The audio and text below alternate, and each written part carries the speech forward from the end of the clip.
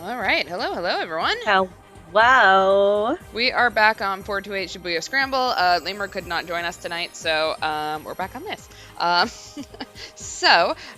Shit's going down. Let's go over our recap. Osawa and I had an awkward conversation about their marriage, and she didn't get Tanaka's password before he blew up. It was a sad conversation. I feel sorry for her. I feel sorry for both of them, to be completely honest. Like, that was a marriage that should not have happened. Let's see. Achi and Hitomi had Stanley replace Tatano as their first date chaperone and went to Achi's dad to fire the old one. And we had a flashback of kicking his butt in karate. It was great. Nice. Kano teamed up with Kanan to find Maria, collapsed at Endo Electronics, finally uniting our original protagonists. And yeah, we got that really ominous "it's starting." So I think we can unlock this jump here. Mm-hmm. We'll see how this goes. Let's see. A man Achi doesn't recognize. Can we now unlock this, please? And thank you. Yay! New phone. Who this? Oops. Let me make it so you can see. There you go.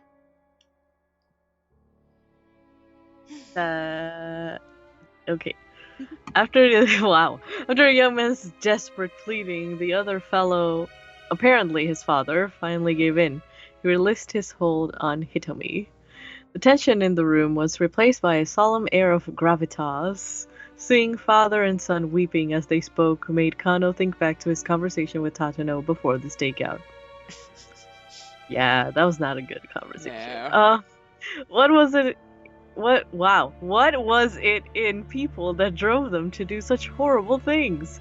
Sometimes it was the desire to save the ones they loved. Even such a heartfelt human emotion could drive someone to do wrongdoing. Yeah, I guess. I mean, like, sure. Hey, you want to kill a guy? Yeah, sure. Yeah, great. Sure. So, yeah, do it. Okay. You want to kill a guy because you wanted to fuck my wife and then she died?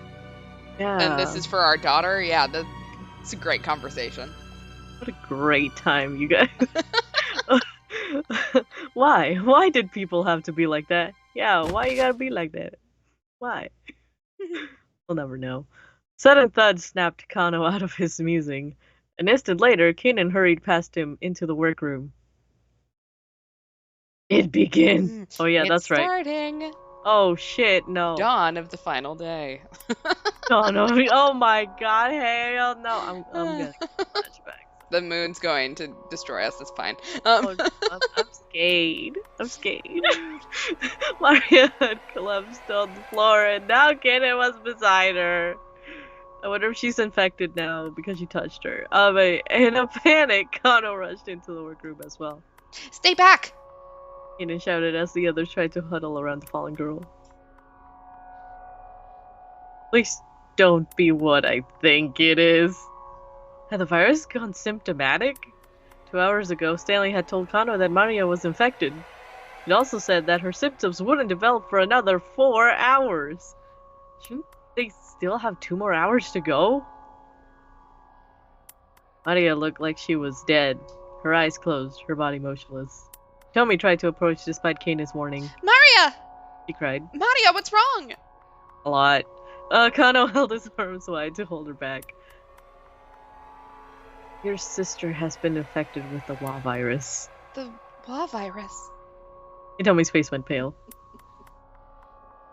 Hey, Kano said to Kanan, should you really be that close? If she's developed symptoms. Kanan didn't move from Maria's side. She's like, fuck that! I like friendship! Anyway. This is our ride or die. Yeah. They're just actually testing that. Right. Yeah, like live in New York. It's Saturday night. Okay, but Kanan didn't move from Maria's side. She calmly rested her hand on the other girl's forehead. There's no fever, he said. And there's no blood coming from her ears, no lymph swelling. I'll be alright. She hasn't gone symptomatic yet. In that case, why did she collapse? Hitomi asked. I'm not sure yet. Whatever the case, if we don't get her that antiviral, she's done for. Then we have to get her to the lab right away! Hitomi said. She was trembling with anxiety. I mean, all of us are like big same girl. No, that's not an option. Kano's tone was grave. You may already be aware, Ms. Osawa, but without a password, we can't access the antiviral storage. But when I went there, my father and Mr. Tanaka... Mr. Tanaka, nay! Yeah. Anyway, Mamoru Tanaka is dead. Murdered. What? She stared at him uncomprehendedly. No.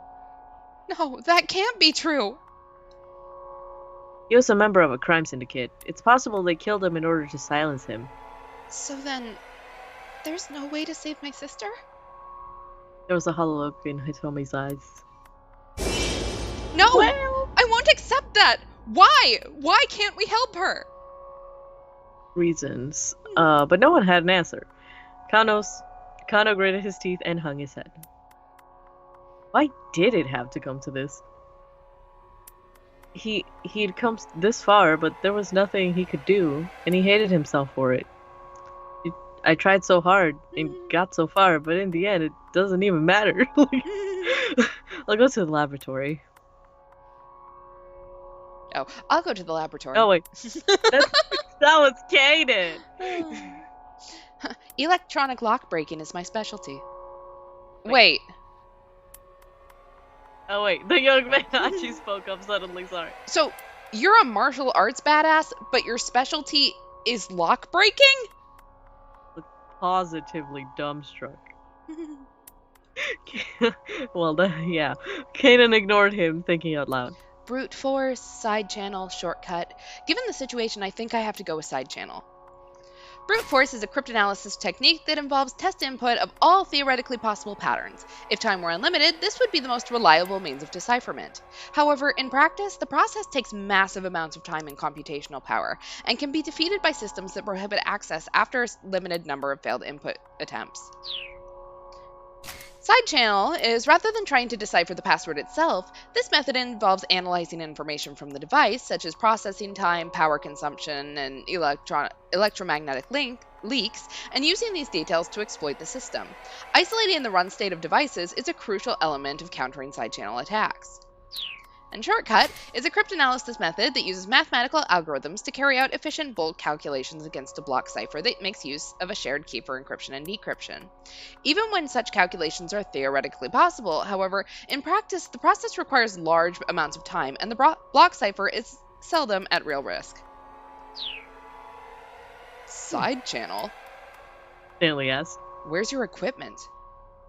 One of the lab PCs will suffice. I can connect to a special server from the net.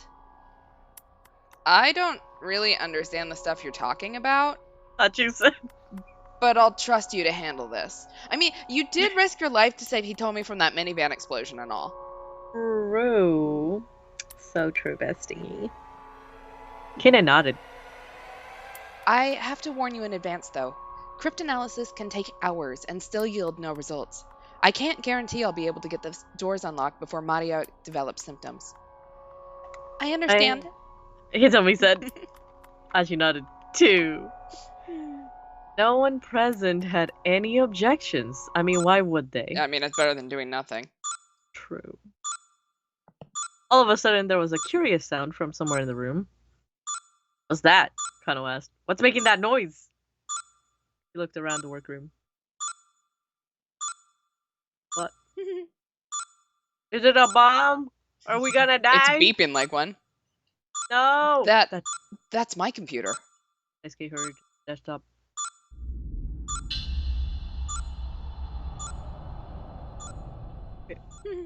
The bank of monitors, which had been displaying surveillance camera footage from around Shibuya, had all gone black. Oh, well, that's not good. What the hell?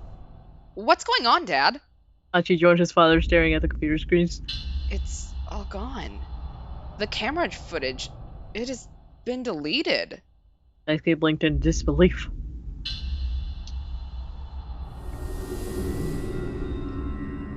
Now then, it seems our main cast has all been assembled. Something, I don't know, who is that? Man's voice, distorted by a voice modulator, suddenly emerged from the computer speakers. Oh my god, it's L. A moment later, the monitors all began to display a view of the inside of the workroom. Dad, what the hell is this? A selfie? Duh. Okay, no. Someone's broken through our firewall. They've hijacked the surveillance camera system. A firewall is a security system for preventing unauthorized intrusion into a computer network. The term stems from a metaphorical reapplication of the concept of a wall meant to inhibit the spread of fire or other destructive forces. Neat. The color drained from Daisuke's face as he looked at the screens. Where are they filming us from? Kano asked, scanning the inside of the room. He used the image on the monitors to guess where the camera might be located.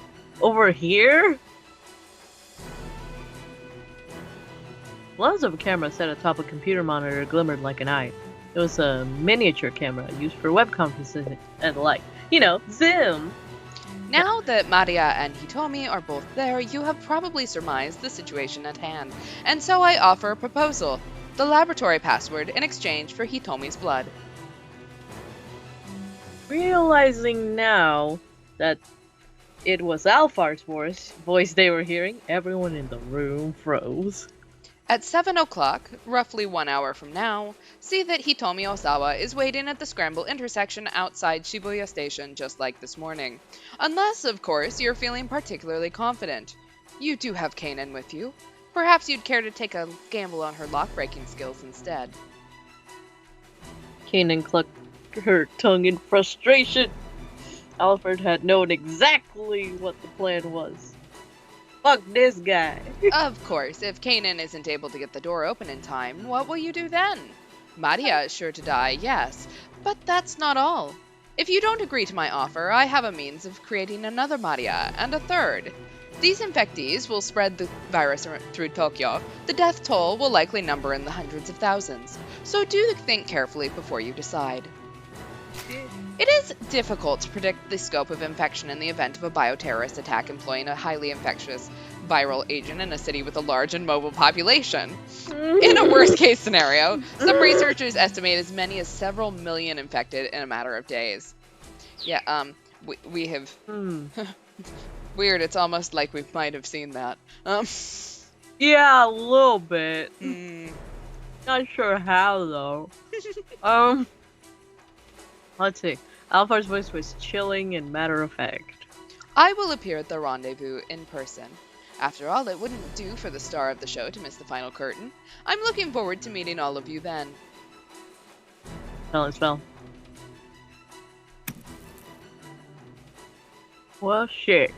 Then the images on the computer monitor returned to normal. The surveillance camera footage came back online as well. Daisuke promptly yanked out his Ethernet cable and slammed his fist on the keyboard. Damn it! There was a hole in the firewall. I'll have to redo my security from the ground up. Good call. Ian said calmly. We can't win this if our intel keeps getting linked. Stanley pursed his lips in consternation. What do we do? Kano asked. Do we give in to his demands? I mean, do we really expect he's just gonna blithely show up like that? He's practically begging us for us to come and catch him. There has to be some deeper meaning, something, yes. If it means saving my sister, I'll do it. Tommy said resolute. No, you can't. No, What? Why not? Because if you do, you'll be killed. What? Tommy's voice caught in her throat. With the antiviral still present in your body a week after the fact, you're too much of a liability for Alfred to just let go. He's right, don't do it! Achi exclaimed. He told me you can't go! Even still, I want to do it. Tommy stared defiantly at Stanley. You still want to go, even knowing that you'll be killed. I can't just sit here and hope that Kanan is able to pull this off. That I want to do something for my sister. I want to save her. She peered down at Maria sprawled on the floor.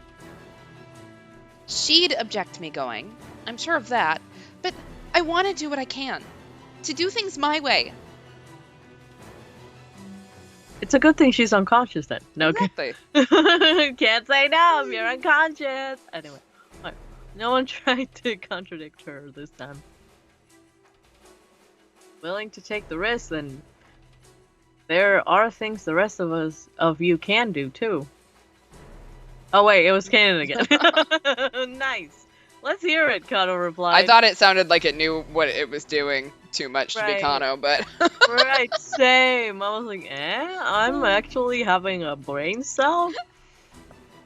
He squared his shoulders. He was of the same mind as Hitomi. He couldn't just do nothing and leave it all on Kanan. After everything he'd been through, he wanted to stick with the case until the very end. apprehend Alfred at the rendezvous and demand the password from him. Kanan offered the suggestions as if it were a simple task. That lets you get what you want without putting Hitomi in danger. Kano let out a sigh. Hold on, he said. Even if we do arrest him, how are we gonna get him to cough up the password? We don't have time to drag him off into an interrogation room, and besides, he doesn't strike me as the sort of offer a confession that easily. There are ways. Kanan said.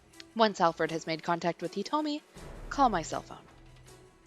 He said, call me on my cell phone. Okay, he told me to tilted her head. Call you? Oh. I have plenty of information Alfred might want to bargain for. I can negotiate with him directly. Kano considered Kanan's proposal. I see. So we'll try both options. Attempt to hack the password at the lab, and also try negotiating with Alfred. That gives us 2 chances. With that tiny ray of hope, Hitomi's face brightened some. We'll split into 2 groups, one for the lab and one for Shibuya Station. Kanan said. Let's exchange phone numbers so we can be in touch when the time comes. The group quickly shared contact info as suggested and became besties. Hitomi and Kanan called one another's phones just to be sure. Hitomi's cheerful ringtone fell out of place, but also somehow soothing. A fragment of normalcy in the midst of crisis. Well, guess we're all set then. Hitomi said, looking down at the LCD screen. Her expression turned apologetic. I'm sorry, Kanan, for having to keep putting things on you. Hey. Kanan replied. Don't worry about it. I wonder what her ringtone is. Okay. Now I guess I should call my father. Hitomi called Kenji Osawa on his cell, asking him to let Maria and Kanan into the lab. Kano leaned in to whisper into Kanan's ear. Are you sure you're okay with this? With what? Also, my bet's on Catch You Catch Me, just saying. I know that you're after Alphard. Are you sure you want to go to the lab and not... Right now, I want to save Maria. That's all. Her tone was curt and mechanical as ever, but there was a fierce gleam of determination in her eyes. Maria was clearly someone very special to her. Alright, Kano replied. Leave Alphard to me. He thumped himself on the chest. I love how we act like we have been competent at all this entire time. Right? Also, why are we thumping on our chest like Tarzan or something? I don't know. Anyway, he succeed. Wow, he'd succeed this time no matter what the odds. My enunciation's great today. Kano could scarcely recall the whirlwind of events that had brought him here. Wow, this pan shot's great. He somehow survived a dozen disasters. Even now, dear friend was in the hospital at the risk of dying. Please don't die, my cosplay friend. Please. There were times when he'd been ready to give up, and yet at the end of it all, here he was. His opponent was an international terrorist. No matter how you looked at it, that wasn't a matchup for a mere detective. But I'm gonna do it anyway. Aw, yeah. Go, Kano. Rumi, Chizo, Sasayama, and Detective Tachino on the ground somewhere. We don't know. I'm going to take... Right, we just left him there. That was great. I'm gonna take down Alphard and save Mario Osawa's life. Like a shonen protagonist. Just you watch and see. He's doing his best. Yeah, I'm proud of him. He gets a head pat. Alright, we have our to be continued with him. Woo! Head So- pats for Kano. And we know that we had a jump to Kenji Osawa. Yeah. Let's do that. Let's call Kenji. Ooh. There he is. Osawa. What up, Dad? Oh yeah, marital problem. Yeah. Tanaka hadn't given Ai his password. Osawa's last chance had gone up in smoke. He let out a long, shaky breath and shut his eyes tight. Was it true? Was there nothing more he could do? Osawa's cell phone rang. When he saw the name on the incoming call display, he nearly shouted out loud. It was Hitomi. Hitomi, are you all right? Please tell me you're all right. Yeah, I'm fine. But Maria's not. Maria. Is Maria there with you?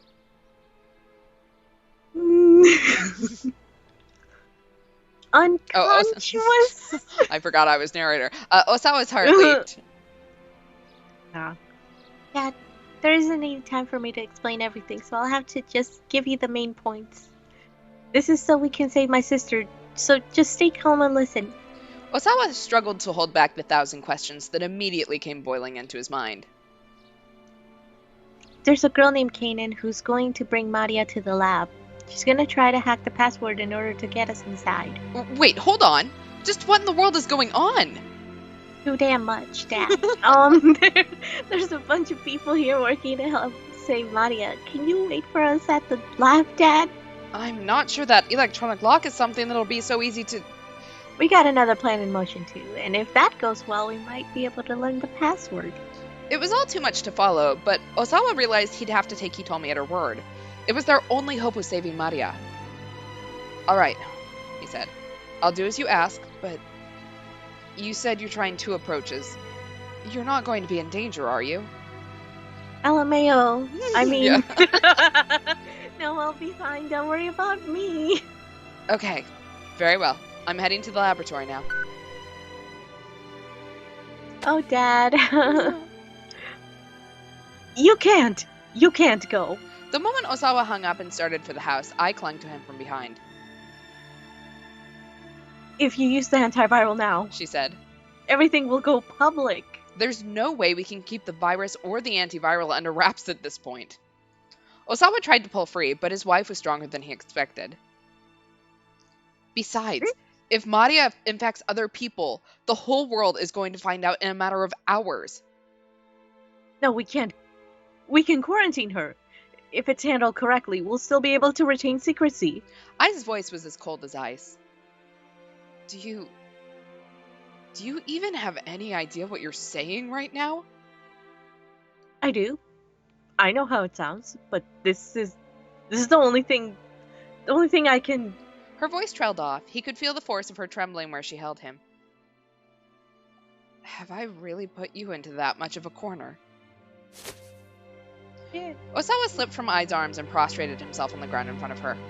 I'm sorry. I'm truly, truly sorry. Oh, stop this. Get up. You're not a dog. If you're really sorry, then don't go to the lab. But Osawa remained silent, his forehead pressed to the dirt. If you use that antiviral without corporate approval, your time with Akoshi is finished. I mean, I tried to get a job in America, like 6 hours ago, and I got blackmailed out of it. So great, bye. Right. I mean, goddamn. That doesn't matter to me anymore. How can you say that? Virology is the only thing you ever cared about. I began pummeling his back. Maybe virology is all that I care about. I don't know the first thing about anything else. I never wanted to know. Never even thought to find out. Never bothered to learn what you or my own children might think. I'm a failure as a father and as a husband. Too late to apologize. Pretty much. It's too late. Anyway, how dare you say that? Only after it's come to this. I struck him again harder than before. You're right, he gasped out the words between her blows. Maybe this has been too long coming, but it's not too late. I can still start over. Start over? She paused in disbelief. You already turned down that American job. If you use that antiviral now, there won't be any starting over. You'll lose everything. I am a world-renowned virologist. Do you think I really need a job offer? Right. I mean, there's always the company of it. I know. Right? Like, come on, man. You want that fried chicken? Anyway. Will I lose you too? After you've gone and thrown everything else away like this, how could I possibly stay with you? I was sobbing softly now. Osawa wondered what her tears were for. But there was one thing he did know. She was right. They couldn't be together anymore. Bye. Get a divorce, it's fine. Yeah, pretty much. He got to his feet and headed back into the house, leaving Ai behind. It's too bad that they're getting a divorce after Tanaka died. Damn. Yeah, I know. Damn. This was like worst case scenario for both of them. Oh yeah, well sure. He hurried through the back entrance and went into the garage, climbed into his car, fastened his seatbelt, and took a deep breath. This looks like an 80s movie, not gonna lie, I'm sorry. Anyway. The image of a younger Maria arose in the back of his mind. There she was at that park, getting drenched by the rain, holding back her tears as she waited for her father. Wait for me, Maria. This time, I'm going to come for you. I was wrong. Going to the lab wouldn't mean losing everything. He'd let too many important things slip through his fingers. Now it was time to go take them back. Osawa pulled his car onto the street and sped towards the laboratory. As if to signal that the long day was drawing to a close, the dazzling sun sank down between the buildings in the distance.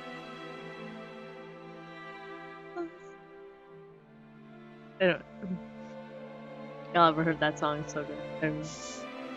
And we have hit the end for Osawa. Wait, what? Yep. That's how his end? What? Yep. And of his Well, story, he didn't do anything.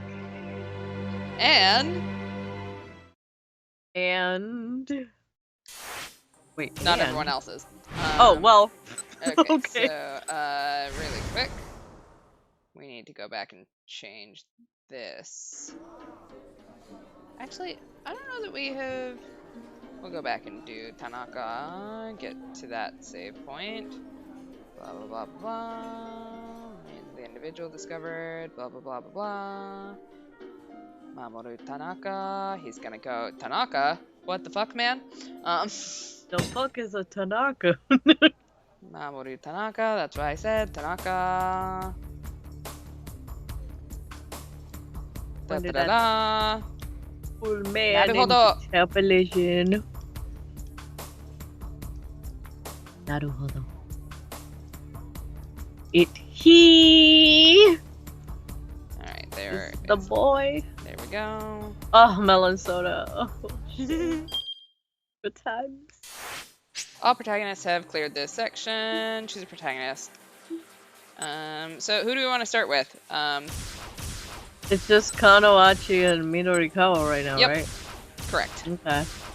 Well, I think since we're already at Achi's place, like, let's just go for it. Like, let's see what Achi's thinking in his little noggin.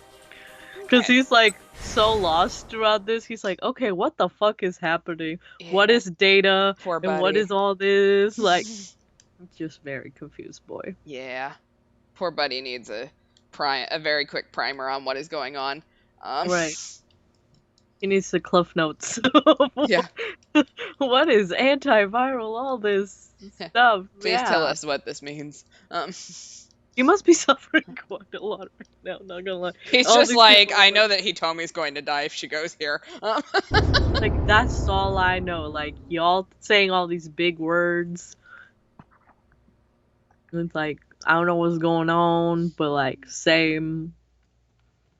Alright, we have hit his to be continued, and let's see what our hints are for this next block. Da da da da! I hope it's not the noodle lady. Shit's going down, so... Oh, shit. Alright, we have our 3 protagonists. I'm sorry, Suzune. The Wa is out now. Oh And no, it's Mr. Plaza. Mino, answer me. We meet at last, Alfred. You Oh, can go snap. ahead and kill me. And 1800 to 2000? 20? 20? 20? I don't know what that is. Anyway, 6 to 8. So I believe this is our final time block. Oh shit, here we go, fam. Here we go. All right, Aji is at a keep out. So Kano or Minorikawa? Oh, cool. Okay, let's. Don't you just love that? Right. Okay, Kano, I guess, since we're trying to like stop the damn virus. All right. He said, "We." Kano's cell phone rang. He saw Kuze's name on the display. Kano speaking. What the hell are you doing? Bitch, I wish I knew. The director's voice was shrill with irritation. What is the situation with Maria Osawa? Girl, get ready. I have her in custody, sir. We need to get her into quarantine immediately. I'll send a counter NBC terrorism unit to pick her up. What's your location? Counter NBC Terrorism Unit is a public safety mobile investigation unit belonging to the Tokyo Metropolitan Police Department Public Security Bureau. The acronym NBC refers to nuclear, biological, and chemical threats. The unit not only gathers information and investigates terror incidents that make use of these means, but also deploys relief and safety restoration measures, yes, there we go. Yeah, I don't English. It's fine. Listen, I've been tripping this entire evening. That's me. Anyway, sir, the situation is a little complicated at the moment, Kano replied. He and Stanley made eye contact. I love how Achi's just in the background staring. He's like, man, I wish my hair was that slick. No, just kidding. Yeah, like what? What is with that? Well, that, or he really would be like, one day I'll wear a suit like that. There we go. When I'm older, though. Right He's like, now, do you think he told me would threads. think I was cute in that suit? Like, right? Right? He's like, maybe I can get married in one of them. It'd be like that sometimes. Stanley's just like, the thinker. Okay. Kano gave him a knowing nod. He knew that what he needed to do. Here. He briefly informed Kuze of the plan to take Maria to the laboratory, but was careful not to mention Alphard. Please, sir, Kano said, bowing reflexively to the phone. Let me handle this. It does happen when I'm on the phone. Like, it's just gonna... Really? Yeah, like... It's just reflexive at this point. Like, listen, I'll do it on the phone. I'll do it, like, when people can't see. It's, you know... Listen, it happens. No, like, legit, one time, I don't know why. Like, I was on a phone call with somebody. All of a sudden, I bowed. I'm like, you can't even see me. Like, yeah. you can't see me. I Like, was just trying to agree. I'm showing you respect. You can't see it, but just trust that I am. You hear the little rustle of clothing. There we go. Like, it's like, they bowed. There we go. Anyway. Absolutely not. They exclaimed. There's no way I can allow that. Maria Osawa needs to go in quarantine right now. Quarantine, in case someone has missed the last 18 months, is the act of placing infectees in isolation, such as in a medical treatment facility, in order to prevent the spread of infection. For viruses capable of airborne transmission, an airborne infection isolation room, AIR, is sometimes used, which employs negative air pressure to ensure that air from within the room does not leak outside. I've never been in quarantine, so I wouldn't. No, just kidding. Wow, we've all been there. Alright, giving her the antiviral is the only way we can save her. If we put her in quarantine, it'll be a death sentence. Because they let out a growl of frustration. Kano, that isn't your decision to make. Kano had run out of arguments. It was clear that Kuze's only concern was stopping the spread of the virus. Which is fair, I'd like to point out. I mean, you're not wrong, sir. Director Kuze, are you just gonna let Maria Osawa die? We can't put the lives of everyone in Shibuya at risk in order to save a single person. This is literally the, train problem. Mm-hmm. It is. I know that, sir. That's why I'm asking you to please let me go to the laboratory. If it looks like we're not going to be able to hack the password, then At that point, a quarantine can... Kano! Suzy snapped. I'm giving you an order! And I'm not accepting that order, Listen. they said. How many years have you been a cop? What do you mean by that, sir? Suzy didn't reply. Is this an order from up top? What's going on here, sir? Please, I need some kind of explanation. Stop it. They said. You sound like a child. This is dereliction of duty. Call me a child if you want, but I'm not following an order that I know isn't right. Oh, did I just hang up? Yeah, oh we just my hung up on him. God. It's fine. Oh my god, my boy! He just hung up on his boss! My What a boss. boss would beat my ass if I did that, but yeah. Hooray for getting our ass kicked later! Yay! Anyway, That's Kano definitely punched going to be a written apology. Oh yeah, for sure. Kano punched the end call button with his thumb. From an objective standpoint, maybe Kuze was right. They needed to think about more than just Maria. If the WA virus spread throughout Shibuya, it would be a nightmare of epic proportions. Wow, I can read. Kind of understood that perfectly clear. Still, he looked down at Maria's face as she lay collapsed on the floor. This girl was still alive, and Kano couldn't stand idly by and let a living, breathing person die. Consequences be damned, he wasn't going to be the one to weigh the worth of someone's life. As he stood still clutching his cell phone, Stanley gently set a hand on his shoulder. You did fine. Sorry. Had to. Alfred is in possession of the WA virus. The people of Shibuya are already in danger. He may have already released the virus in the city. If he hasn't, he may do so at any time. Right now, what we need to do is get that antiviral and arrest Alfred. You made the right choice here. Thanks, Stanley. I appreciate hearing that. Stanley gave Kano a slap on the back. The bromance is back. Oh yeah. He was right. At this point, they needed to focus on the things they could still accomplish. So, guys, I just stepped forward. who's going to take Hitomi's sister and Kanan to the lab? Maria was in no condition to walk, so they were going to have to take a car, which meant they needed a driver. I only have a motorcycle license, As she said. and I don't know where the lab is anyhow. I should go with Maria alone. Kanan looked over at the others. There's no way of knowing for sure when she might become contagious. We shouldn't needlessly risk exposing more people to infection. She knelt down to gather Maria in her arms. In that case, I should drive. Kano whirled around at the sound of a new voice behind him. Oh, who? New phone, who this? Oh shit! I think it's Detective Tatano. It's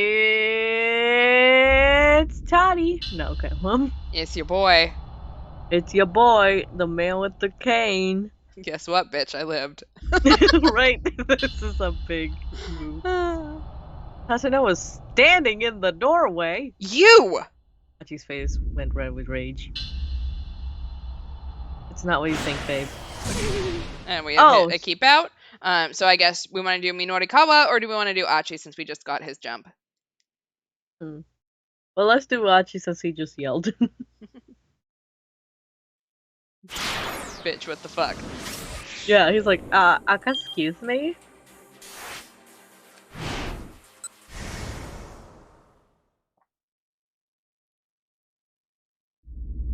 Now we're going to get this nice pan view, camera angle of him again. Aw, yeah. Throw out the dollar bills. Aw, yeah. Tano was standing in the doorway. Achi, wee! Achi, gonna hit you. Oh, bet. Like, this boy about to punch a motherfucker. Oh yeah. Like, ooh. You! Achi snarled. In the doorway stood the man with the cane.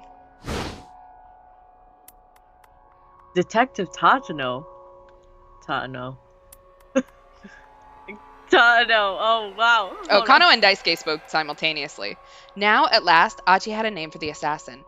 It was a name he felt he'd heard somewhere before. You son of a bitch! Achi Oh. roared. What the hell are you doing here? Tateno bowed his head profusely. I am truly sorry. You're sorry? Sorry don't cut it, man! Not after what you were trying to do to Hitomi. Abby, I don't expect you to forgive me, and I intend to turn myself in to be punished for my crimes. But before I do that, please let me do what I can to help you. I have to give him props because, like, we did leave him out there on that roof. He could have skipped town and went, you know what? Like, it's time for me to bounce. Right. He literally knows that there's a virus gonna be. He could have left. Exactly. Like, shit, he could have just went, okay, see you guys. Take that bullet train somewhere else. I know. I think you've helped enough. Achi grabbed Tateno by the collar and drew back his fist. Kano moved to stop him, but Tateno held up a hand. No, it's alright. Let him do as he pleases. There was no trace of the menacing expression the man had worn in their previous encounters. Achi scowled but lowered his fist, then released his hold on Tateno's collar. Fine. Hitomi's sister needs help, so we do need a driver right now. Make sure those two get to the lab and back safely. That'll make up for the punch I didn't give you just now. I love how you get to decide who gets punched and who does not. It's a very heavy responsibility. I know, right? Thank you. I'm so sorry. Wow, I feel like you probably should have figured out you were sorry like a whole 10 hours ago, but whatever. Yeah, kind of late, buddy. Yeah. Daisuke stepped forward. No, I'm the one who should be apologizing. I'm the one who got you caught up in this. Daisuke, we really didn't grow up to be very good people, did we? We kind of suck. Oh, yeah, no, I guess not. The two men stared bleakly at each other, shoulders slumped. Bestie. Bestie. In the end, Tateno said. Guess we were just trying to run away from our pain. Yeah, I didn't expect my own son to be the one to teach me that. Hachi's turned out to be a fine young man. I'm standing right here. It's fine. Yes,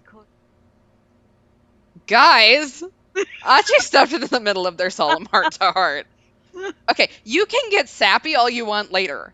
Dad, once this is all over, we're gonna go see Suzune, okay? Sure. Daisuke nodded heartily. And you. Fuck off. Right. There were a lot of, like, sparkly bubbles in my head around that. I don't know why. Hold on. Kano spoke up, turning to Stanley. If these two take Maria to the lab, that leaves just two to apprehend Alphard down in the Scramble. Is that going to be enough? I mean, Alphard's not going to show up without a plan. The more people we have on our side, the better, and I doubt we'll be able to get any help from the police. Good point. Stanley agreed. Hey, Achi said. I'm here too, and I'm going with you. I'll keep Hitomi safe. Oh, look. Good news, Kano. Now we have 3 people. I love Stanley. Stanley let out a sardonic laugh. Kano frowned.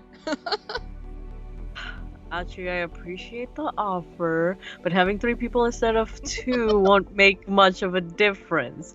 When you're not sure of the enemy's exact plan, you really need strength in numbers. We could set up a dragnet like Task Force did this morning. That'd be ideal, but... Come on, detective, Achi said. Don't you have any idea what sort of approach this psycho might take? If I were Alphard, which I'm not... Yeah, Kano mused. Then I suppose my biggest problem would be figuring out how to get away after I take in Hitomi's blood. Stanley nodded in agreement. I'm betting the plan is to involve the WA virus, he said. If, for instance, he tells us to set up a device somewhere to spread the virus throughout Shibuya, then that prevents us from taking action against him. Achi swallowed hard. This guy wanted to unleash a killer virus in Shibuya? If he succeeded, then the town Achi had known and loved all his life would become a graveyard. Yeah.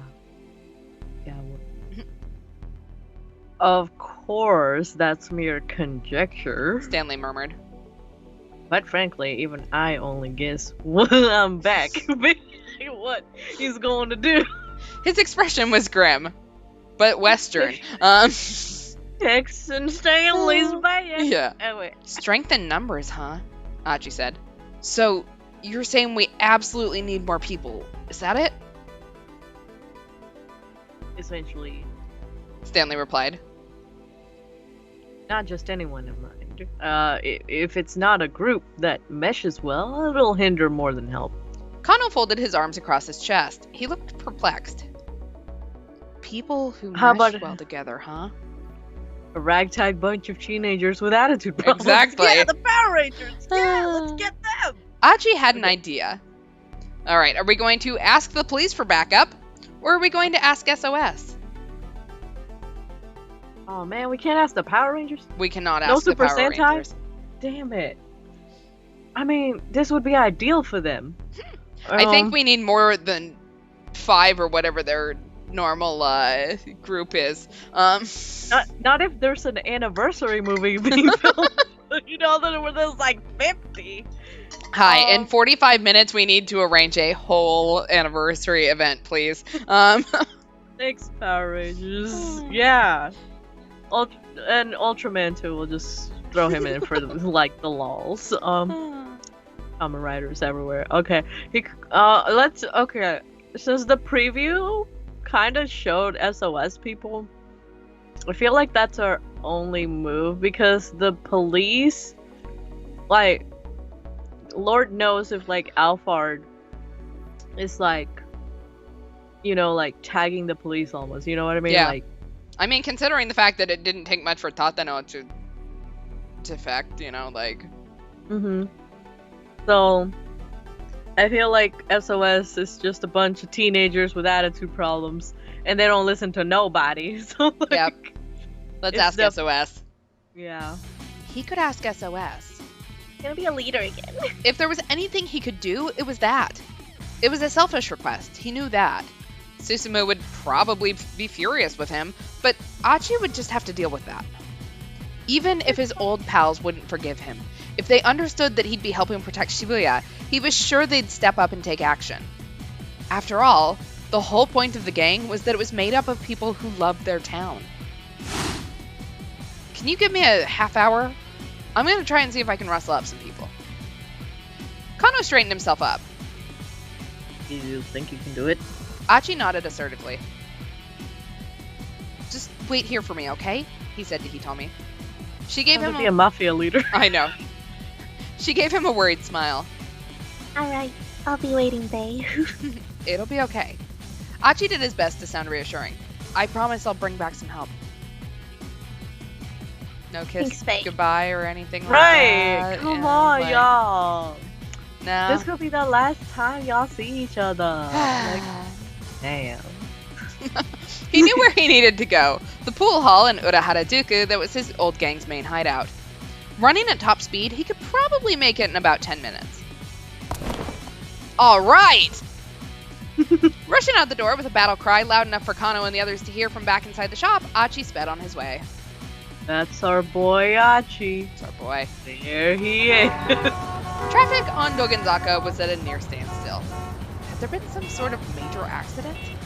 Yeah. As Achi ran along the roadside, he heard a middle-aged man screaming angrily. You've got to be kidding me! What do you mean no trains are stopping at Shibuya? The guy was red in the face. Alright, are we going to stop and check things out, or just ignore him? I'd like to point out that looks a lot like Shizuo. It does. I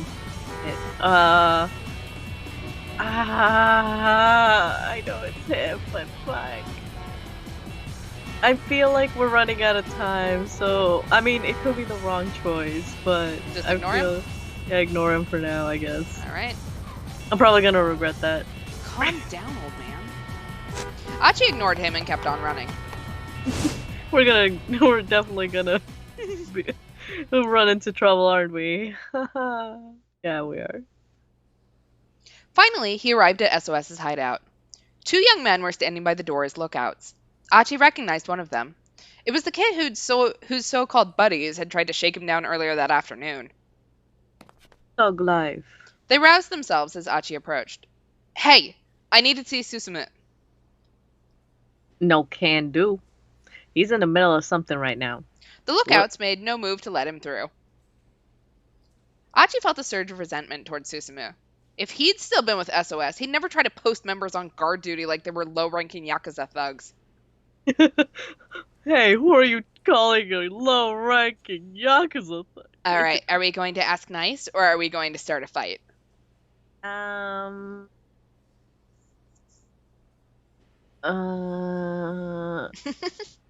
feel like fight. Okay, We want to fight? Chat says fight. Alright. So we're fighting. Fine. Shibuya sent a recycle ranger.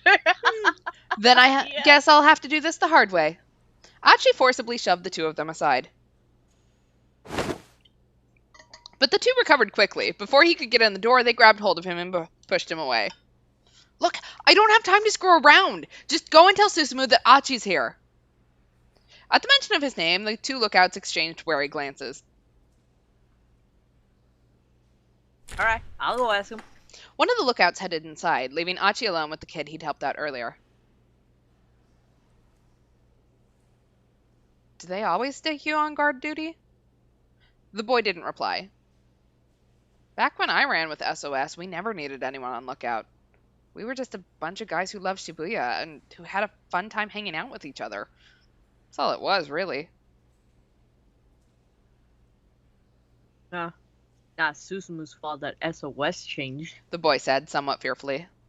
Lately, it's Kiryu who's been driving things. Kiryu? Oh, yeah, that guy. Achi recalled his earlier run-in with him. The guy was an arrogant bully. He's a bitch.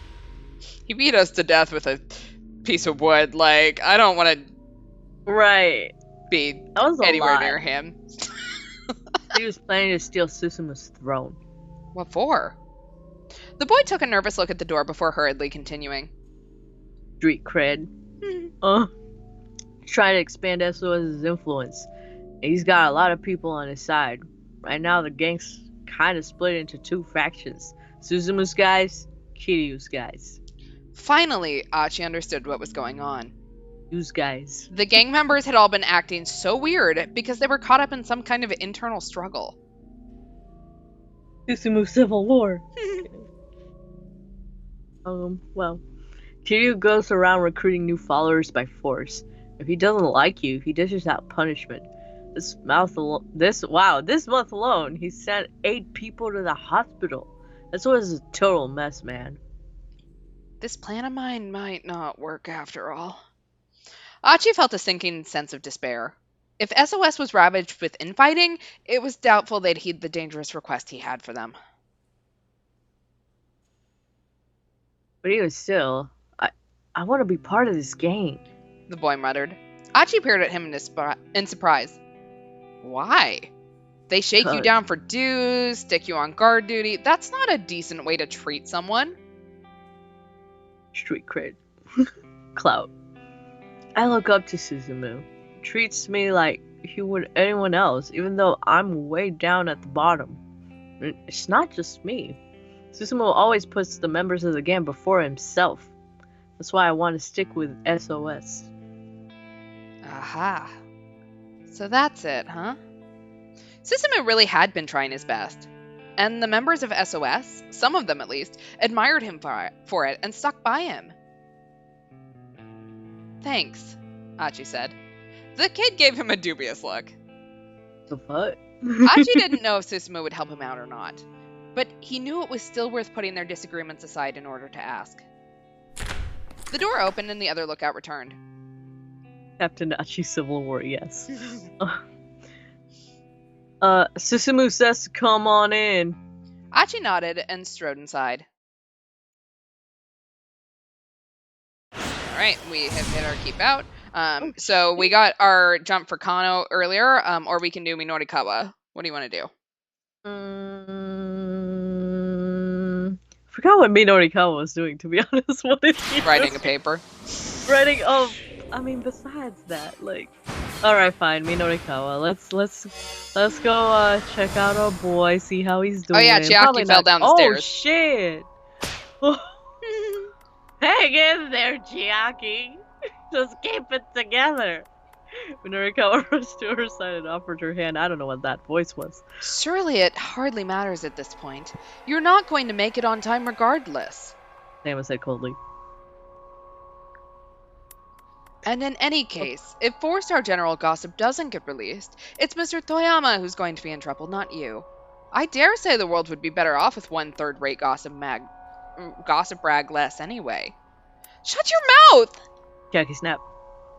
If the gossip doesn't come out, I am going to be in trouble. An article I've written is supposed to be in next month's issue. It's a piece I've worked my very hardest on to the very end. A piece Mr. Mino saw fit to put in print. And so if that goes away, if all of that goes away, yeah, I'll be in trouble all right. Oh, poor girl. Chiaki's legs wobbled as she struggled to get back to her feet. Chiaki, That's Sama said. your zeal is a marvelous thing. Worthy of admiration, even. But when it comes to work, results are all that matters. I'm sad to have to put it that way, but I must be honest. It's just common decency. Katama glanced at his pocket watch. You have 57 minutes and 10 seconds remaining. At this rate, you won't even make it to the interview venue before your time's up. Frankly, I don't think even a further extension of your deadline would make any difference in the end. You're a bitch! Damn it! Minorikawa ground his teeth. Wondered if he should just leave Chiaki here and go interview SOS himself. He could expand the article on SOS, then work on a small part of Chiaki's interview piece in just to at least fit the layout. Right now, the single most important thing was getting the magazine out the door for Toyama's sake. But if he did cut most of Chiaki's copy, after all she's done, she might wind up totally killing her passion for being a writer. Oof. I have to stop waffling. I like waffles, though. Professionals don't let their personal feelings dictate their decisions. I can help Chiaki work through her emotional struggles later. I'm sorry, she ate a piece of paper for you like a goat. Like, Yeah, literally she was goat girl for 2 seconds. you gotta Like, stick with her, man. Right. As Minorikawa, we have the obligation to the theater troupe, but for the sake of Shibuya, it's the utmost importance that we break our promise and not tell them their ice machine ain't working. Yeah. Good times. Whoops. Chiaki, that's enough. The young woman got to her feet and staggering as she began to climb the stairs, I'm not giving up. she said under her breath. I can't give up now. Though obviously in pain, she struggled to keep her legs moving. Damn, I can't do it. Look how hard she's fighting. Oh, just stay in the game. Oh, I can't tell her I don't need her article now. Releasing the next issue of the Gossip wasn't just gonna save Toyama, it would save Chiaki as well. God damn it, why you gotta be right?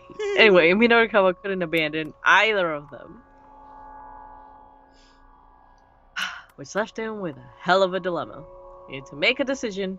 If he didn't stop wavering soon, they'd be out of time. But try as he might, he couldn't come up with a plan. And I'm the plan guy. Then he heard a familiar voice from behind him. If you're wondering what path to take, allow my taxi to be your guide. It's my boyfriend. Okay, no. Oh my god. It's the sexy cab driver. Sexy cab driver. Ah, yeah. Minorikawa spun around to see his hero, Kimizuka, standing there. Where to, sir? Driver asked. I love my badass driver. Despite the polite demeanor, his pride was obvious. Mr. Kimizuka, I appreciate the thought, but with the traffic... Traffic? I see nothing of the sort. Okay, sure, but... Wait, what the Minorikawa was well aware of Kimizuka's capabilities, but the prospect of cutting through the chaos that currently filled the streets was more than a little daunting. When you know this town as well as I do, there's nowhere you can't go. Alright, what other choice do I have? Thanks, Faye. Guess I gotta trust you. This will be my last request of the day. I swear to God, this is the last one. Don't quote me on that. Minorikawa pointed down at the street. Alright, do we want to go to Bride? Do we want to go to Inferno? Do we want to go to Labyrinth? Or did you have any place in mind? We'll go to Inferno! Whee! Take us to Inferno in Ura Harajuku. Inferno in Uraharajuku. The bar. Mizuka quirked an eyebrow. I can see it! I can see the eyebrow quirk in my hand! Anyway. Yes, is something the matter? No, nothing at all. Hurry up and get in. Whee! Oh my god. Look at her. Okay, no. As soon as Minorikawa and the others had climbed into the cab, Mizuka tore off through Shibuya's network of narrow side streets. The passengers in the back seat jostled roughly back and forth at the sound of screeching tires. Wow, this is terrifying. This is altogether far too excessive. Sayama murmured, twisting as his head bounced repeatedly against the window. To think we allow such inconsiderate driving here in this country. Shut up, bitch! No, Chiaki, suck it up. Anyway, Chiaki meanwhile had opened her laptop and was somehow working fiercely to finish her copy. Oh, can you imagine typing in this bullshit? She's like a queen. That? Wow. And, like, I'm one of those kids in, like, freaking elementary school that tried to, like, draw while on the bus. Like, that was me. Anyway. On the school bus. The sound of her fingers clicking across the keys echoed within the vehicle. How's it going, Chiaki? Minorikawa asked. Just a little more. Her eyes were glued to her monitor, her face all seriousness. Mizuka glanced over at Minorikawa. If I may ask, sir, what business do you have at this bar? None of your business. No, okay, no, just a... This is our boyfriend, excuse you. Right. I mean, yeah, we should save him from the virus, you know. Just a little interview. I heard a local gang called SOS uses the place as a big hangout. You're interviewing SOS? Sir, I feel it might be best not to get too involved with that lot. There is something about the driver's warning that seemed a little off. Your taxi driver connections tell you what SOS is up to? Minorikawa asked. Originally, they were something of a vigilante corps, in the name of keeping the neighborhoods clean and safe, but lately I hear nothing but bad things about them. Those loan sharks said something very similar. Minorikawa reminded himself that he'd better be on his guard. Katsuyama chimed in, look at his face like, oh shit. And just how do you plan to go about interviewing a gang like this? With sheer force and determination? Pretty much. That's all we got. Right, that's nothing for you to worry about. I have a plan. And just what exactly is this plan? Anya? It's a secret. A secret plan. Katayama gave him a derisive grin. Clearly he wasn't impressed. We give them Katayama as a peace offering. There we go. Yeah. He is pretty. Yeah, he's very pretty. I'm sure he'll do wonders. Minorikawa turned to look at Chiaki. She appeared too engrossed in her copy to even hear the conversation. I realize this is for work. Mizuka said worriedly. But do you really need to take such risks? Bitch, I do. Minorikawa thought back to the look on Toyama's face. That look when he'd finally regained his confidence. He couldn't let Heaven Publishing go under. Toyama provided the canvas on which Minorikawa shared his art with the world. Thinking about it now, Minorikawa realized he'd always been chasing Toyama's shadow. Though it was galling to admit, the man had been an ideal Minorikawa strove to live live up to. That's why he hated seeing Toyama reduced to such a pathetic state.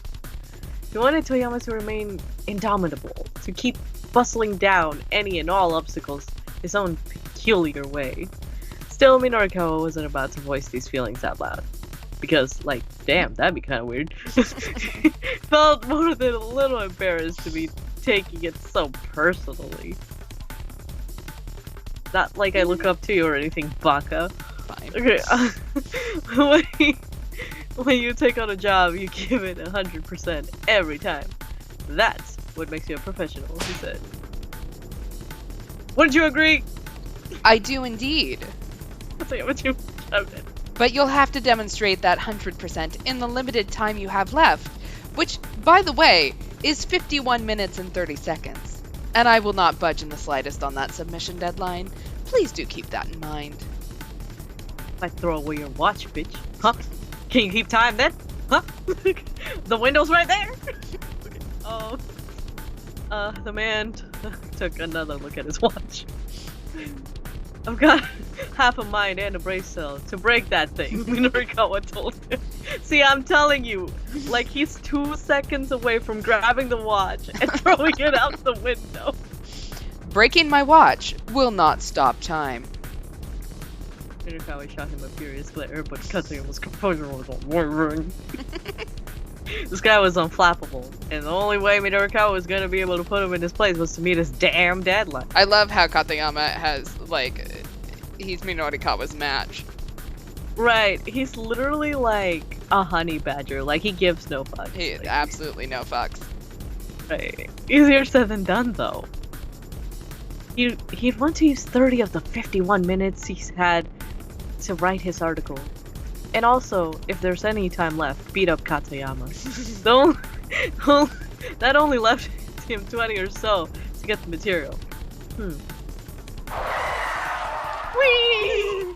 Mizuko suddenly slammed on the brakes, and the cab skidded to a halt. Minorikawa stared down through the windshield in shock and saw a smallish, boxy minivan weaving erratically along the road. Oh no, not minivans. Whoa, look out! That thing's headed our way! Don't worry, sir. Driver replied. Just leave this to me. Keeping it cool, Mizuka dexterously steered them clear of the oncoming vehicle. Oh shit. As the minivan sped past, an eerily cold breeze wafted over the taxi. The vehicle is being driven by members of the Wandering Angels theater troupe. They're on their way to return the dry ice machine they used in their performance to Endo Electronics. The machine is malfunctioning, continually spitting out white plumes of carbon dioxide. The troupe members inside the van are beginning to suffer from oxygen deprivation and are driving around Shibuya in a daze. Will they be able to make it to Endo Electronics in the end? God, I hope so. Otherwise, we're gonna have another damn accident. Yeah. Anyway, what the heck was that? Minorikawa asked. I'm not sure, Mizuka said. but let's hurry on our way. Simply manipulating the gear stick, he stomped on the gas once more. Katayama feels like he knows all about the virus conspiracy, and this is still his top priority. Yep. Yeah. Here we Yep. are, sir. Oh, that's you, yes. Thanks, driver. Oh shit, here we are, Inferno. They pulled up outside a dilapidated old pool hall. You're a lifesaver. Minorikawa clapped a hand on Kimizuka's shoulder. Just be sure to be careful, sir. Minorikawa nodded. Huh? What? Chucky asked, looking up. What are we being careful about? Everything. Nothing. Minorikawa said. You just wait here in the car. You still got that copy to finish up, yeah? Well, yes. Alright then. Yay. Chucky frowned but resumed her typing. And you wait here too, Minorikawa said to Katayama. But of course, that goes without saying. Incidentally, you have 49 minutes and 6 seconds remaining. I'm gonna shut your mouth. Minorikawa did some quick mental math. Even though I don't think I have it in me right now. Oh my god, this... I don't know why this particular shot looks like that meme of that lady with the math equation. Just I going, hate- huh? Yeah, I hate it here. Anyway, this is great. I need a screenshot of this later. With the half an hour he'd already set aside, that left him 19 minutes. However dangerous SOS might be, he couldn't afford to hesitate for even a single second. Bracing himself, he stepped out of the taxi and headed for the pool hall. Right, bitches! Minorikawa took a deep breath as he approached the grimy door. Ew, it's grimy. Here goes! Drew his leg back and gave the door a hearty kick. I am here! Anyway, no. Oh shit, this don't look good. This looks dangerous as fuck. I would love never... how we ran into a guard person as Achi, but Minorikawa is just like, you know what? I'm just gonna go through the back here. Right, he just like, what up? He did that Cusco thing. Anyway, the mob of young men inside the bar turned as one of the sound of the door crashing open. You Who could the- audibly hear the Yeah. Who the hell are you? Several of them started towards him belligerently. Just calm down and hear me out, he said. I've come to interview you. I don't know that is a strong start there. Interview us? The hell for? These were hot-headed punks, all right. They seemed to be itching for confrontation. Minorikawa felt like a punch might come flying his way at any moment. Then another voice called out from further back. Hold up, guys. It was a young man seated in the far back corner of the bar. His air of authority marked him as the gang's leader. That must be Susumu then, Minorikawa thought. When you say interview, do you mean for TV? Or like a magazine? Mind telling us who you are? Name's Minorikawa. I'm a freelance journalist. I'm doing a magazine piece about young people in Shibuya. All I'm asking is just for you guys to answer a few questions, that's it. Huh. Susumu sounded less than enthused. Just 5 minutes, Minorikawa said. What do you say? Nah, I'm not in the best of moods right now. Go on, Shit. get out of here. Oh, well, fuck. Okay. Right. Minorikawa thought he's going to make things difficult. But he hadn't expected these troublemakers to just up and accept an offer to appear in the print. Now was the real battle, where the real battle would begin. Guess I'll just have to write my piece without your help, then. Someone took the bait and shut up and look. Right about what exactly? Your little warehouse raids. Warehouse raids? Susumu raised an eyebrow. What are you talking about? Really now? You're gonna tell me you don't know your boys are dealing in stolen goods? SOS doesn't steal, man. You don't know what the hell you're talking about. Oh yeah? Why don't you ask those two over there? He spotted the two fellows he'd seen arguing earlier at the scene of the explosion, and he pointed at them. Their faces betrayed their alarm. Susumu glared at them. Is this true? They averted their eyes and said nothing. I The asked coward. you a question. Have you been stealing stuff? After a long moment of surly hesitation, both of the young men nodded. You Wow. idiots! Oh my god, never get sent to the principal's office, y'all. Yeah, really. Principal Susumu gonna kick your ass. Beat down. Susumu marched up to the two without warning, decked them both. How dare you sully the SOS name? The two gang members cowered. He continually punched them repeatedly. Oh shit. Okay, enough with the beatdown. Minorikawa stepped up to intervene. Let's get down to business here. I won't reveal anything about the warehouse raids. In exchange, you give me my interview. How's that? Not a bad deal, I'd say. But Susumu ignored him, continuing pummeling of the pair. Whoa, hey, nobody's gonna play nice with a guy who flies off the handle and beats on people, you know. What'd you just say? Well, look at yourself. You're clearly not the cream of the crop here, kid. At that, Susumu's fist finally fell still. Rowdy Bar went completely silent. Say that one more time. I dare you. I'll put your ass on the ground. Gang's leader's eyes were red with rage. Minorikawa snorted, unafraid. That's the exact sort of line I'd expect from a total wuss who's all bark and no bite. Shut your damn mouth. Get the hell out of here. Oh, this is hilarious. SOS Top Dog is such a yappy little puppy. Susumu snarled like an animal. You son of a bitch. I am gonna beat your ass. Mr. Mino, fuck. I'm all finished! Oh shit! An ambulant voice resounded suddenly through the bar.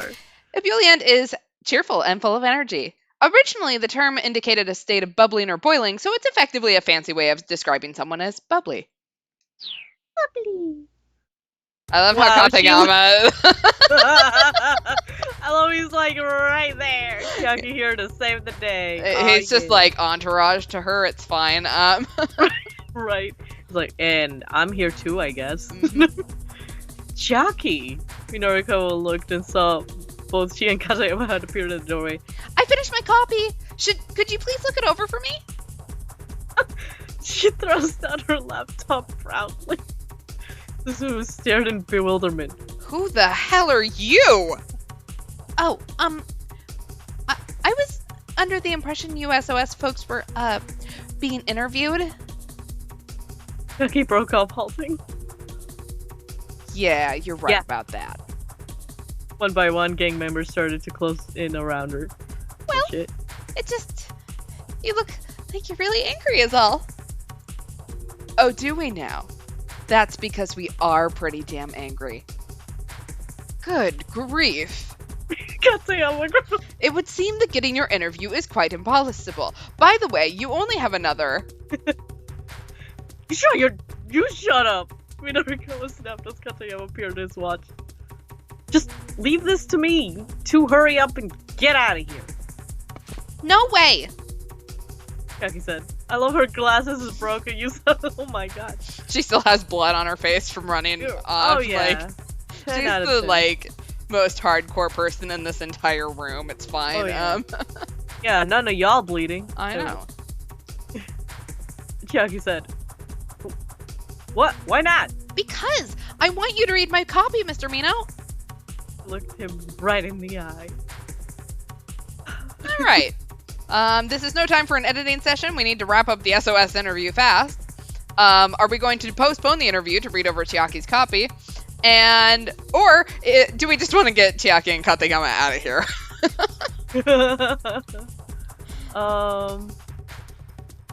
I mean, if any of them are OG, it's Right. Chiaki, so... It's Chiaki. You know what? Let's look at the copy. Yeah, let's look at it. Okay. Piss them off a little bit. He didn't have much of a choice. He'd postponed the interview to read over Chiaki's copy. Alright, he said, let me see your laptop. Held out his hand and started to make his way over to her. Whoa!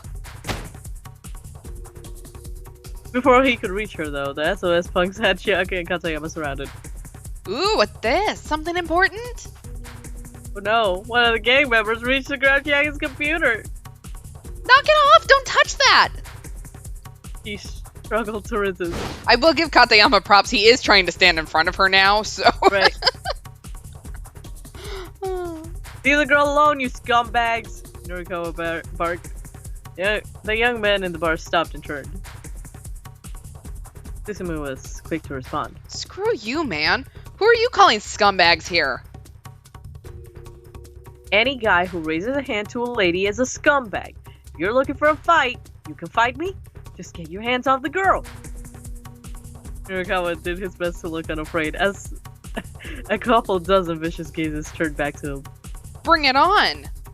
Susumu said. Hey, someone go stand lookout out front. Oh, is that why there's a guard? Oh, he snapped his fingers sharply. Oh no. Oh, we just found out why. Now we know. We didn't go in the back door. Snapped his fingers sharply. Get him. At the signal, Susumu's men quickly closed the Minorikawa. Oh god, I'm gonna die. It was like being caught up in a tsunami. He took a hard punch to the face and his vision went blurry. Before he could react, he was hit again, twice, thrice, punches and kicks. Fuck! The moment his first assailant paused, another joined the assault. 4 blows, 5 blows, 6. I lost count. Minorikawa lost count somewhere around 30. Oh wow, they're the same brain cell. I don't know what exactly he thought he was going to get riling them up. So, like... Right. A metallic taste filled his mouth, and he could feel consciousness fading. All the strength was being battered from his body. Couldn't even tell if he was standing on his feet or lying on his back. Then finally he felt himself crumple to the floor. Oh shit. Oh, this is terrifying. Oh, fuck. Even then, the beating did not let up. As he writhed helplessly, the young man kicked him in the gut over and over. Stop it! He heard Chiaki shriek. You're going to kill him! I caught the almost stopwatch like 36 minutes. You're right! Right, that's him.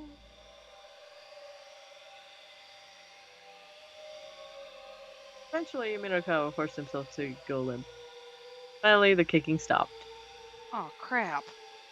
One of the thugs muttered, sounding panicky. Did we take this a bit too far? Mr. Mino! Chiaki rushed to his Norikawa's side, sobbing. Please! Cried out. Answer me! He held his breath and said nothing. Mr. Mino! Tears streaked down her cheeks. She shook him desperately. I'm sorry, Katayama's face in the back. I don't know if you saw that, but he was just like, oh shit. But yeah, he's like, oh, well, that happened. Don't worry. He gasped out at last, holding up his hand to say, stave her up. She let out a yelp of surprise, staring at his battered face. He could feel blood trickling from the corner of his mouth. He turned his grisly visage on the gang members as he painfully rose to his feet.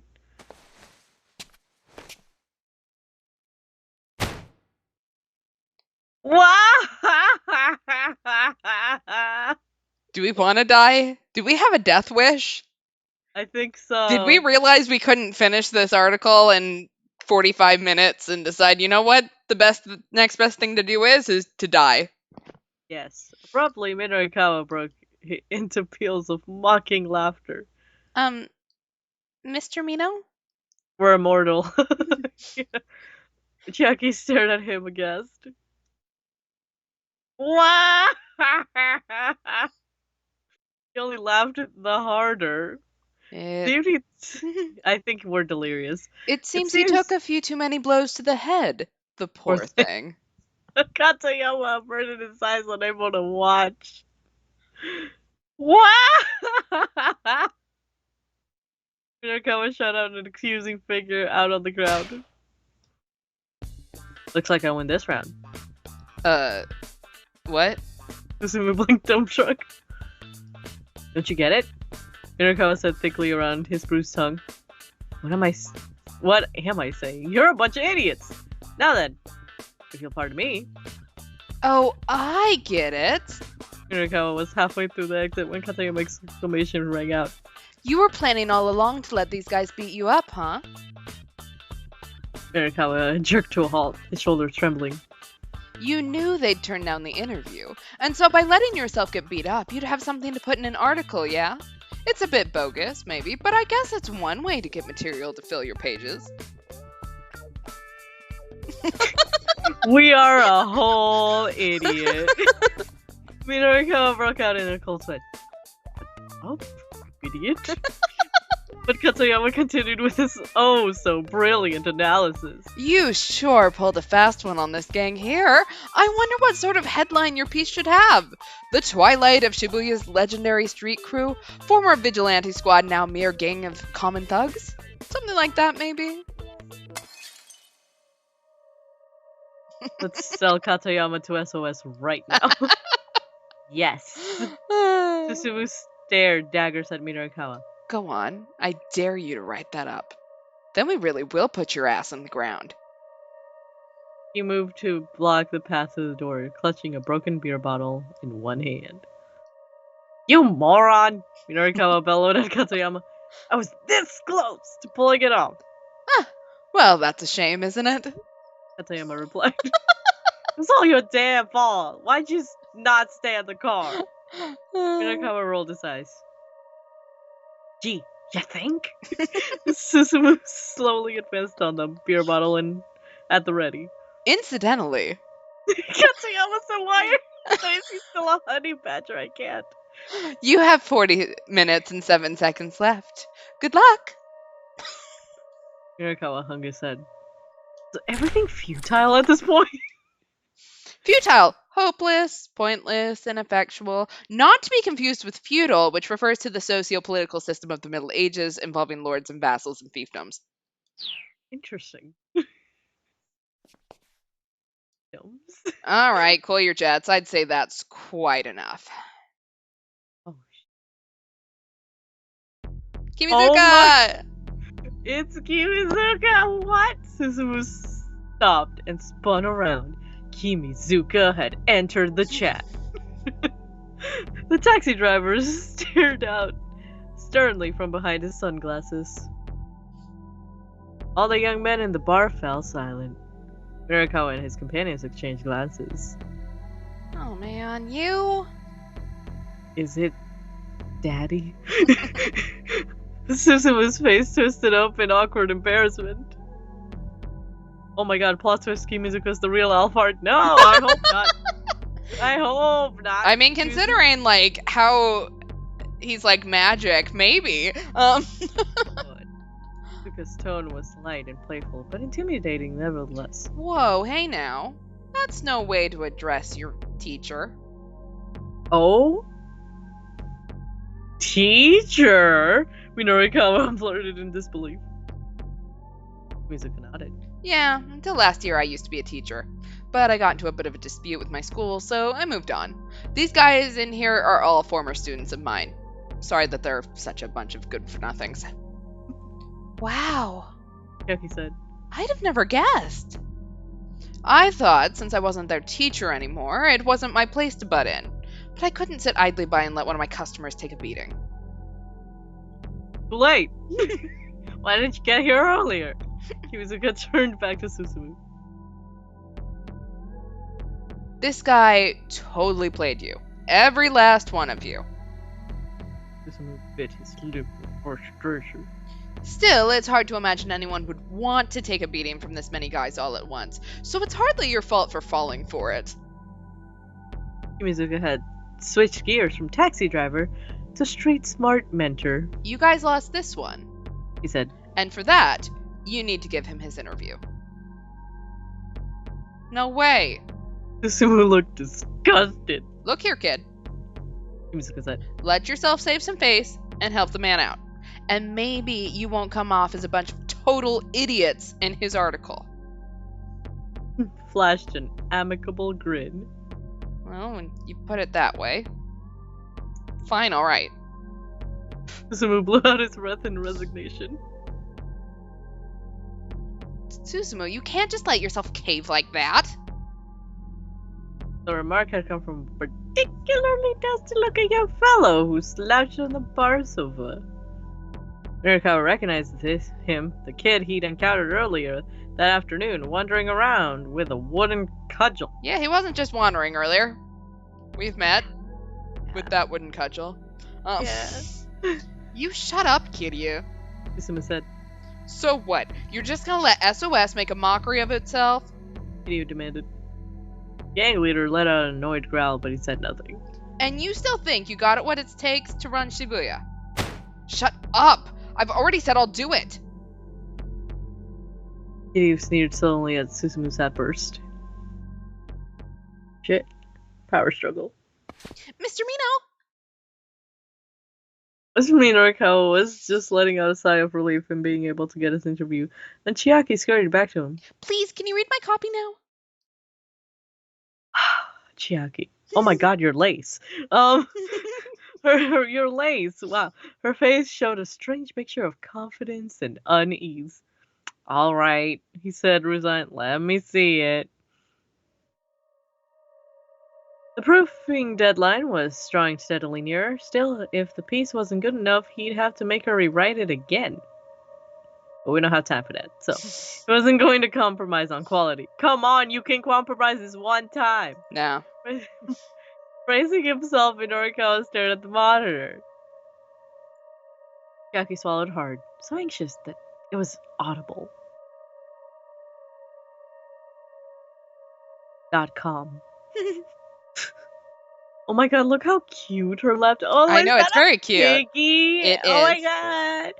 Peppa Pig. No, it's not Peppa Pig. Oh, it's better. Minorikawa gave the piece a fast once over and read it again more closely.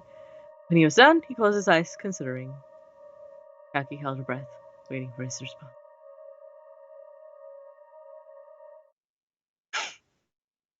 It's okay. She looked back at him blankly for a long moment. Really? Really okay. Is it really, really okay? It really is really okay. Minorikawa watched in surprise as she broke down in tears. Oh, thank you so much! Kaki bowed profusely. He gave her an affectionate little ruffle atop her head. She wiped at her face with her palms, scrubbing the tears away.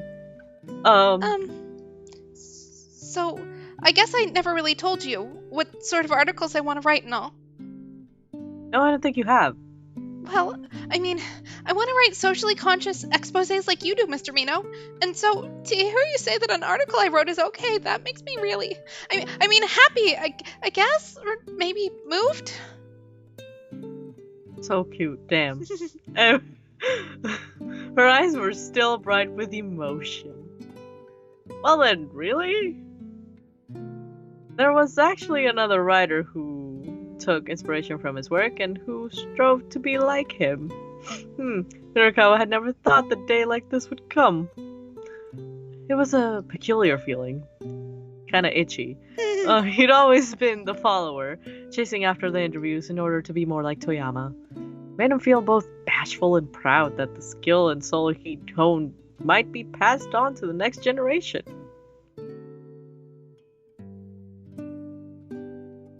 Right. I should be off. Oh shit. Kimizuka gave Minorikawa's light nod. Chucky is happy. This is the best ending, assuming Shibuya isn't destroyed. Yeah. Whee! Minorikawa returned the gesture, but more deeply. You really have been tremendous help today. Teach. I'm not sure where I'd be right now if you hadn't been there for me. Oh, no, not at all. I was just driving a customer around to where he asked me to go. You're the best. Oh my god. I'm going on a date later. Oh, that's right. I still owe you a fare. Opening his wallet, Minorikawa he only had a $10,000 yen bill. Still now was no time to be frugal. Alright, how much should I tip you?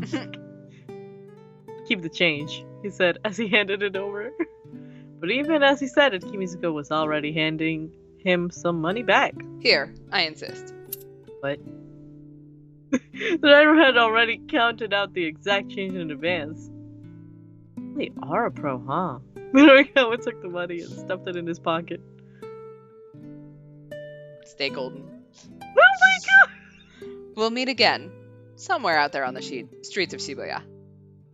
And the sheets. No, Kimizuka putting this in next week. I'm sorry. Could you do any better than this man? Because... No, absolutely not. He stores money in the pocket dimension in his body. Sure, yeah. Minorikawa responded in kind. I mean, how can we not? Nobody can top sexy taxi driver. Exactly, like... Come on. It's impossible. 100% impossible. Oh yeah, after that interview with SOS went off without a hitch. Now that the tension was diffused, there were just a bunch of ordinary young guys. Just juxtaposition of their appearance and their behavior would make for an interesting piece. So, about what you said earlier. Who said once Minorikawa had finished his questioning. About how I'm not the cream of the crop. Yeah, that. I just said it to get you worked up. Don't worry about it. Well, let me just ask you what you really think then. How do you think I could be a better leader? I don't know. I'm not really the sort of guy who wants to stand at the top, you know. But I guess I can tell you 2 things that'll make things go more smoothly with you and your buddies. Smooth leaned in, listening intently. Forgiveness. And also trust. Minorikawa chewed over his own words. Wow, I said something meaningful. For once in my life. Right, I feel so accomplished. Possibly the first time ever. I peaked. This is it. I peaked, guys. I peaked. The events of the day replayed back in his mind. He'd forgiven Toyama for his fake suicide. He'd trusted that he'd regained the reporter's edge.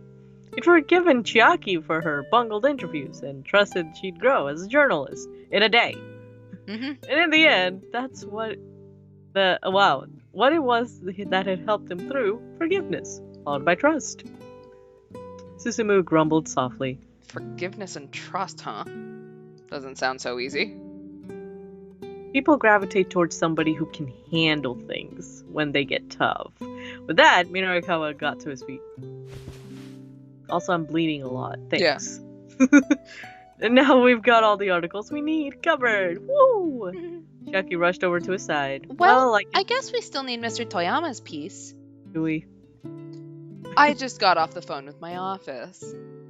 Toyama said casually. It seems they've already received the data from him. Oh. Whoa, what? Guess he really can get the job done when he applies himself. Minorikawa felt an inner surge of pride. Now then. He indicated Katayama. How much time we got left? 30 minutes remaining. Katayama replied, eyeing his watch. 30 minutes, huh? Looks like we might make it after all. Chiaki, laptop. Right. Make it hit. Okay. With a beaming grin, Chiaki held out her computer. Minorikawa got ready to start timing, but then a young man barged in the bar. It's Achiando. He's come to ask the members of SOS to help with the planned operation down at the Scramble. What up? The newcomer hurried over to where Susumu was standing, promptly prostrated himself on the floor. Whatever this was about, it looked like a big deal. What's this kid? The gang's feelings look decidedly mixed. I need people to bring a guy down. I'm here to ask for your help. I know I have no right to ask you this, but please, I really need your help. As Minorikawa listened to the young man's conversation with Susumu, he could feel his blood start pumping. It sounded like they were talking about the terrorist plot in which Shibuya had become embroiled. Hey, Chiaki! He said quietly. Did you hear that just now? I did. I'm not sure I follow all of it, but it definitely has the whip of a major scoop. Minorikawa shot her a daring grin. What's the plan here, Chiaki? We interview him, of course. But we only have 30 minutes left, right? So we take 10 minutes for our conversation and use the remaining 20 to write up the piece. I'll help you out. You learned good, kiddo. Minorikawa ruffled Chiaki's hair again. I like you. They both blushed profusely, gripped by a surge of excitement. Why are you doing this? I can't make any sense of it whatsoever. Katayama stood peering at them skeptically. If you write up the piece you just did your interview for, you'll make your deadline. Why go out of your way to trouble yourself further? Okay, logic man. I don't live in your world. It's no trouble, Minoriko said. I'm just doing what a professional does. That's all. Only you would know. Katayama let out a solemn sigh. Good grief. Okay, Charlie Brown. Wow, he's just like, he looked at his pocket watch again, then snapped it shut.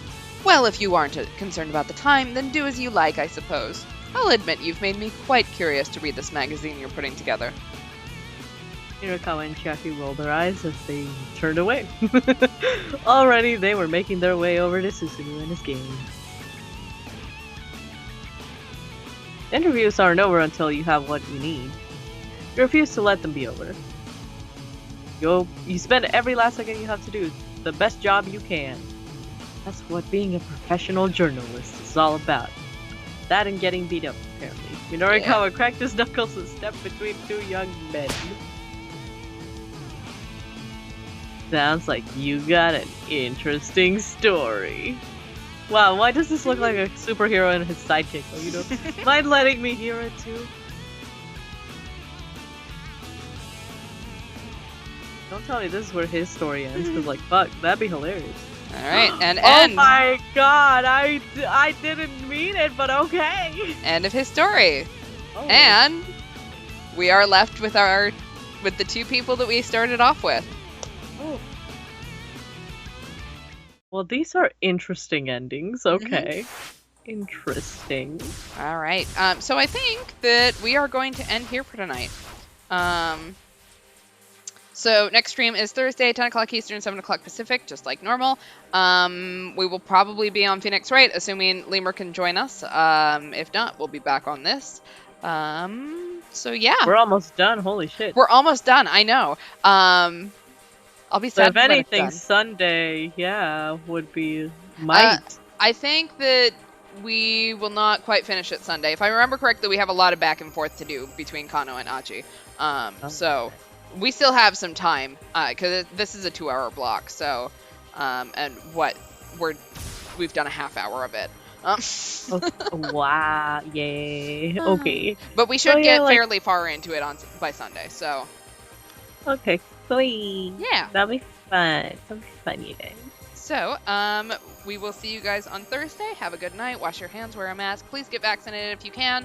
And have a good night, everyone. Bye. Bye. Stay